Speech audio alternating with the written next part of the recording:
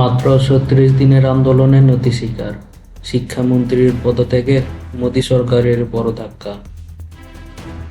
মাত্র এক মাসের কিছু বেশি সময়ের আন্দোলন, আর তারপরেই ভারতের কেন্দ্রীয় শিক্ষামন্ত্রীর পদত্যাগ।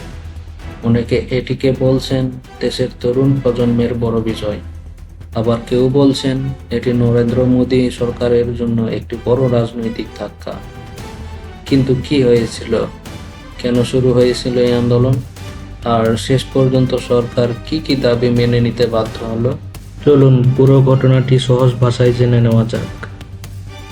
ঘটনার শুরু হয় মেডিকেল ভর্তি পরীক্ষা নেট এর প্রশ্ন ফাঁসের অভিযোগকে কেন্দ্র করে। পরীক্ষার স্বচ্ছতা নিয়ে দেশ জুড়ে ব্যাপক সমালোচনা শুরু হয়।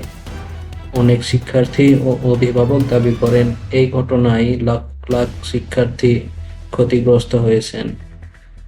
এই ইস্যুতেই দিল্লির যন্তর মন্তরে আন্দোলন শুরু করে একটি নতুন প্ল্যাটফর্ম, ককরোচ জনতা পার্টি, সংক্ষেপে সিজিপি।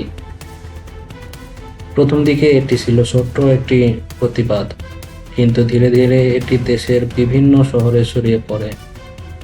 আন্দোলন যত এগোতে থাকে ততই যোগ দিতে শুরু করেন ছাত্রছাত্রী, শিক্ষক, সমাজকর্মী এবং বিভিন্ন শ্রেণীর মানুষ। পরিবেশ কর্মী সুনাম ওয়াংচুকও অনশনে বসেন। এদিকে আন্দোলনকারীরা অভিযোগ করেন পুলিশের সঙ্গে একাধিকবার উত্তেজনাকর পরিস্থিতি তৈরি হয়েছে। অন্যদিকে সরকারও কয়েক দফা বৈঠকের মাধ্যমে আন্দোলনকারীদের সঙ্গে আলোচনা চালিয়ে যায়, তবে শিক্ষামন্ত্রীর পদত্যাগের দাবি থেকে তারা একবারও সরে আসেননি। অবশেষে নাটকীয় মোড় আসে আন্দোলনের শেষ দিকে। কেন্দ্রীয় শিক্ষামন্ত্রী ধর্মেন্দ্র প্রধান নিজের পদ থেকে সরে দাঁড়ানোর ঘোষণা দেন। এরপর আন্দোলনকারীদের মধ্যে আনন্দের পরিবেশ তৈরি হয়, তবে দাবি ছিল শুধু পদত্যাগ নয়, আন্দোলনে অংশ নেওয়া শিক্ষার্থীদের বিরুদ্ধে করা মামলাগুলোও প্রত্যাহার করতে হবে।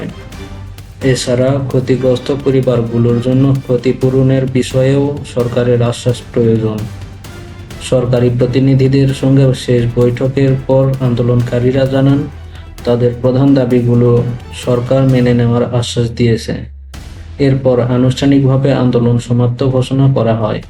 বিভিন্ন বিশ্লেষকের মতে এই ঘটনা ভারতের গণতান্ত্রিক রাজনীতিতে একটি গুরুত্বপূর্ণ অধ্যায় হয়ে থাকতে পারে, কারণ দীর্ঘদিন পর ছাত্র আন্দোলনের চাপের মধ্যে একজন কেন্দ্রীয় মন্ত্রীর পদত্যাগ দেখা গেল।